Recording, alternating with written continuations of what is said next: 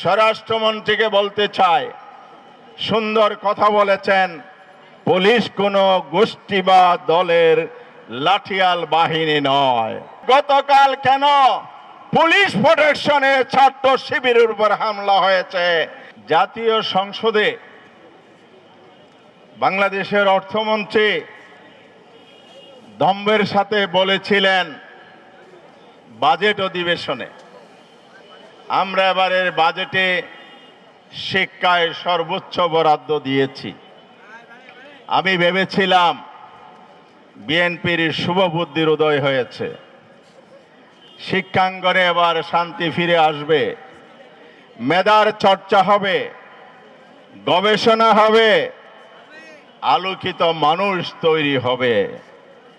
কিন্তু আজকে গতকাল এবং 2-3 দিনের ঘটনা থেকে মনে হয়েছে বিএনপি সরকার শিক্ষাঙ্গনের জন্য, শিক্ষার জন্য বরাদ্দ কেন বাড়িয়েছে?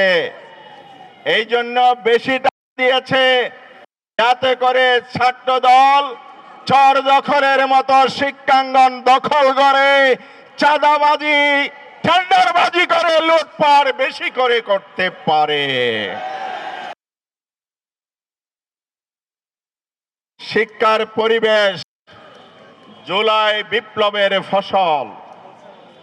ইসলামী ছাত্র শিবির প্রতিটি শিক্ষাঙ্গনে, ছাত্র সংসদ নির্বাচনে চরিত্র এবং আদর্শ দিয়ে ছাত্র দলকে ধরাশায়ী করেছে, ছাত্র সমাজের সমর্থনের ভিত্তিতে পরাজিত করেছে।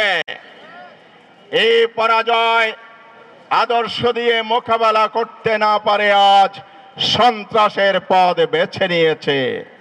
আমরা বলতে চাই, পরিষ্কার ঘোষণা করছে, ছাত্রলীগ এভাবে মাস্তানি করে অস্ত্র নিয়ে গতকালের আলিয়া মাদ্রাসা দখলের মতো হেলমেট পরে পুলিশ প্রোটেকশনে এসেছিল।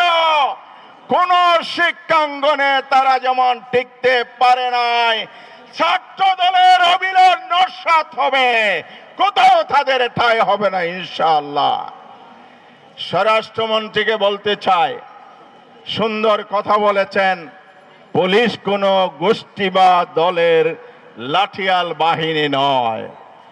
আপনি কি যা বলেন তার উল্টো করার জন্য বলেন?